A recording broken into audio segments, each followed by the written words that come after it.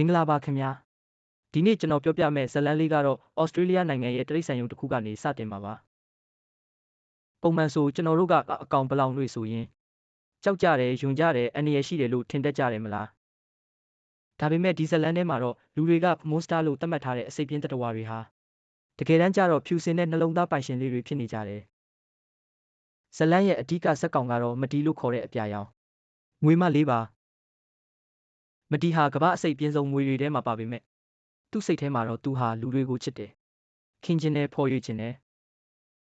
ဒါပေမဲ့ပြဿနာကလူတွေကသူ့ကိုမြင်တာနဲ့ကြောက်စရာကြီးတက်မဲ့ကောင်ကြီးဆိုပြီးအော်ကြလန့်ကြတာပါပဲမတီနဲ့အတူတခြားတငယ်ချင်းတွေလည်းရှိပါသေးတယ်သူတို့ကတော့ဇိုးစူးတွေအများကြီးနဲ့ကြောက်စရာကောင်းတဲ့ပုတ်တင်ညူမာလေးသူကအရန်ကိုစမတ်ကြပြီးသိပ္ပံပညာရှင်လိုညံကောင်းတယ်ဖရန့်အမွေးပွားပွားခြေတံရှည်ပင့်ကူကြီးသူကအမြဲတမ်းရည်စားလိုချင်နေတဲ့သူတကူလုံးအမွေးတွေနဲ့ဆိုတော့ကြောက်စရာကောင်းပေမဲ့စိတ်ထားကနုနုလေးနိုင်ကျဲကင်းမီကောက်ကြီးအစိတ်ပြင်းနေဆိုပေမဲ့သူကတကယ်တော့သဘောကောင်းပြီးကြောက်တတ်တဲ့ကောင်လေးတစ်ကောင်ပါသူတို့အားလုံးကတိရစ္ဆာန်ယုံရဲ့အန္တရာယ်ရှိတတဝများပြခန်းမှာနေကြရတယ်သူတို့ကိုထိမ့်သိမ်းဆောက်ရှောက်တဲ့သူကချက်ဆိုတဲ့လူပါချက်ကသူ့သားလေးနဲ့အတူဒီတိရစ္ဆာန်တွေကိုလူတွေကြောက်အောင်ခြောက်ပြပြီးပတ်စံရှာတယ်ကြည်ကြစမ်းဒီကောင်တွေကလူတက်ကောင်တွေဆိုပြီးမတီတို့အဖွဲ့ကိုလူဆိုးစရင်တွင်းထားတာပေါ့ဒါပေမဲ့တိရစ္ဆာန်ယုံရဲ့တခြားတစ်ဖက်မှာတော့လူတိုင်းချစ်ကြတဲ့အသေးကြော်လေးရှိတယ်သူ့နာမည်က Pretty Point တဲ့သူကကိုအာလာဝက်ဝင်လေးပါ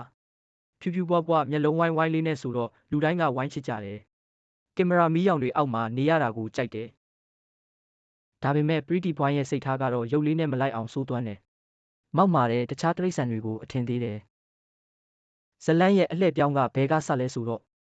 မတီတို့အရန်ချစ်တဲ့မိခင်တဖွဲ့ဖြစ်နေတဲ့မိချောင်းကြီးဂျက်ကီကိုအန်ရများလုံးနဲ့ဆိုပြီးတိရစ္ဆာန်ယုံကနေဖယ်ရှားလိုက်တဲ့နေ့မှာပဲမတီကဆုံးဖြတ်ချက်တစ်ခုချလိုက်တယ်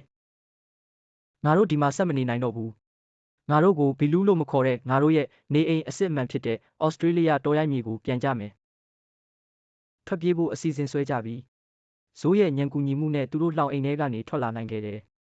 တိရစ္ဆာန်ယုံပိတ်ချိန်မှာခိုးထွက်ကြတာပေါ့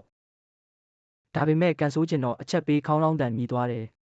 တယုံလုံးစူညံပွက်လော်ရိုက်ကုန်ရောသူတို့ထွက်ပြေးဖို့ကြိုးစားနေတော့မမျှော်လင့်ထားတဲ့အဖြစ်အပျက်ဖြစ်သွားတယ်ဟိုး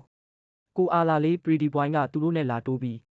အခြေအနေရှုပ်ထွေးနေတော့မှ Pretty Point မှာမတီတို့အဖွဲ့နဲ့အတူပါသွားပါလေရောမတီတို့ကလွတ်လပ်ရေးရပြီဆိုပြီးပြောနေပေမဲ့ Pretty Point ကတော့ငါ့ကိုပြန်ပို့ပေးကြပါငါကဆယ်လီပါ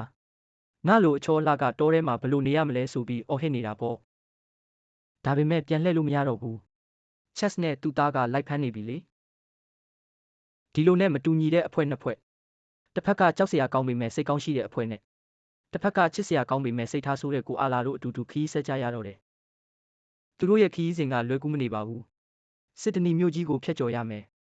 လူတွေကြားထဲမမြင်အောင်သွားရမယ်ဒီခီးစဉ်မှာရေစရာအကောင်းဆုံးအခန်းတွေပါလာတယ်ဥပမာရေမြောင်းထဲကနေတွားကြတော့ရေမြောင်းထဲမှာနေကြတဲ့ရုပ်ဆိုးသူများလှုပ်ဝက်အသင်းဆိုတဲ့အဖွဲ့နဲ့တွေ့တယ်အဲ့ဒီအဖွဲ့ရဲ့ဆောင်ပုတ်ကငါတို့ကရုပ်ဆိုးတယ်ဒါပေမဲ့ငါတို့ဂုံယူတယ်တဲ့ဒီအဖွဲ့ကမတီတို့ကိုကူညီပေးတယ် Pretty Point ကတော့အစပိုင်းမှာယွန်ရှာနေပေမဲ့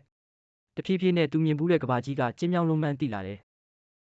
တော်လန်ခီရောက်လာတဲ့အခါ Pretty Point ရဲ့မောက်မာမှုတွေကျိုးပဲစပြူလာတယ်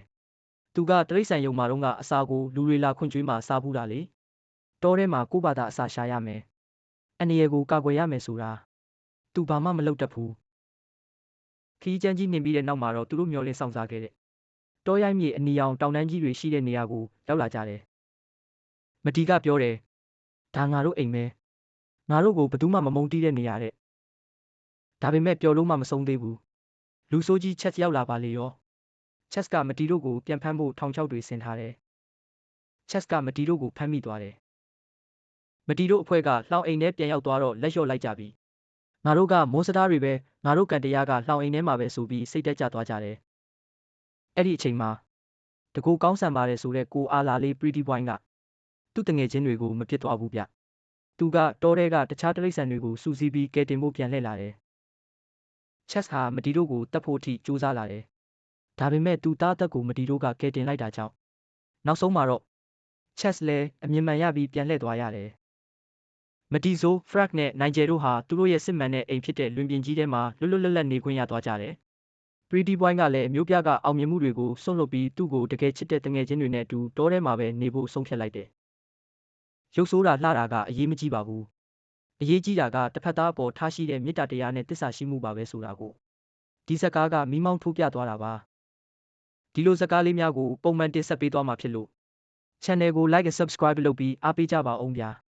အားလုံးကိုကျေးဇူးတင်ပါတယ်။